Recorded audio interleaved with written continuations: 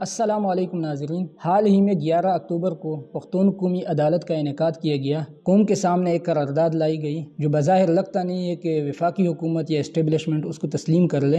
اب ایک سول تحریک نے اٹھ کر، عام عوام نے اٹھ کر اتنے سارے لوگوں کو جمع کیا اور قوم کے اوپر ہونے والے مظالم کی جو داستان تھی سب کو سنا دی۔ ایک متفقہ فیصلے کے لیے قوم کو بٹھا دیا۔ اب اگلی باری علماء اور مفتیان کرام کی ہے۔ پاکستان کی جغرافیائی اہمیت، اسلامی اہمیت کو سامنے رکھتے ہوئے پختون علماء سے یہ گزارش ہے کہ متفق ہو کر وفاقی حکومت، اسٹیبلشمنٹ اور پختون تحفظ موومنٹ کے درمیان ایک ثالث کا کردار ادا کریں۔ جو جائز مطالبات ہیں اس میں بھرپور قوم کا ساتھ دیں، پختون تحفظ موومنٹ کا ساتھ دیں۔ جو ناجائز ہے اس میں پختون تحفظ موومنٹ کو منا لے۔ اگر آج مدارس کے علماء خاموش رہے تو کل یہی اسٹیبلشمنٹ اور وفاقی حکومت انہی علماء کو اپنے فرائض یاد دلوائیں گے کہ آپ کا فریضہ یہ ہے کہ اپنے قوم کو قابو میں کریں۔ آپ کا فریضہ یہ ہے کہ ان کے قتل عام کے لیے ہمیں فتوے دیں کہ جو لوگ ملک کے خلاف بغاوت کریں ان کو قتل کرنا درست ہے، اور عوام کسی بھی طور پر فوج کے خلاف یا وفاقی حکومت کے خلاف کسی قسم کی مسلح بغاوت نہیں کر سکتے۔ یہ کام پھر علماء سے لیا جائے گا کہ علماء یہ کہہ دیں کہ پاک فوج کے خلاف یا وفاقی حکومت کے خلاف کسی قسم کی مسلح بغاوت جائز نہیں ہے۔ کیونکہ اگر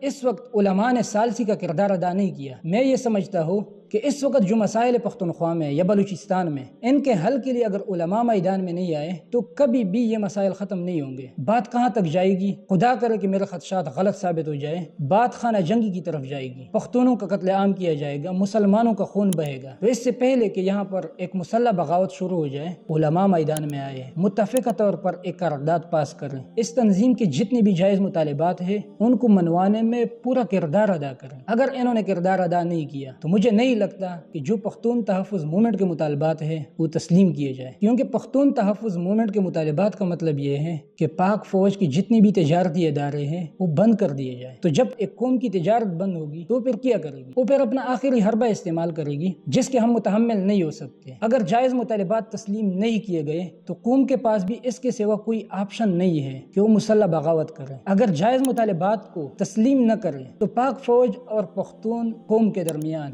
ایک مسلح بغاوت ہوگی جس کے ہم کسی بھی صورت متحمل نہیں ہو سکتے۔ ایک دفعہ بغاوت ہو گئی تو صرف یہ نہیں کہ پاکستان ٹوٹ جائے گا بلکہ عالم اسلام کا شیرازہ بکھر جائے گا۔ پوری دنیا کے مسلمانوں کی امیدیں پاکستان سے وابستہ ہیں، وہ دو لحاظ سے، کیونکہ اس وقت پاکستان اسلامی علوم کی سرزمین ہے۔ دوسری بات یہ کہ پاکستان ایک ایٹمی ملک ہے۔ ہم نے اپنے ملک کی بقا اور سالمیت کے خاطر میدان میں آنا ہے۔ جو جائز مطالبات ہے اس کو منوانے میں اپنا کردار ادا کرنا ہے، کیونکہ علماء کی قربانیوں کا کوئی بھی انکار نہیں کر سکتا۔ 2000 علماء کی قربانی کوئی معمولی قربانی نہیں ہے۔ یہ صرف 2000 علماء نہیں تھے، ان میں بڑے بڑے شیوخ الحدیث تھے، فقہاء تھے، مفسرین تھے، حکماء تھے، متکلمین تھے۔ اس میں شیخ الحدیث حسن جان شہید رحمۃ اللہ علیہ، آج تک ہمیں ان کا متبادل نہیں مل سکا۔ شیخ نصیب خان رحمۃ اللہ علیہ، ان کا نعم البدل ہمیں نہیں مل سکا۔ شیخ نور محمد شہید رحمۃ اللہ علیہ، ان کا کوئی ثانی نہیں ہے اس وقت ہمارے پاس۔ اس قوم کے بڑے بڑے ستونوں کو اور بڑے بڑے برجوں کو ہلا دیا گیا۔ اگر ہم خاموش رہیں، فوج اور قوم کو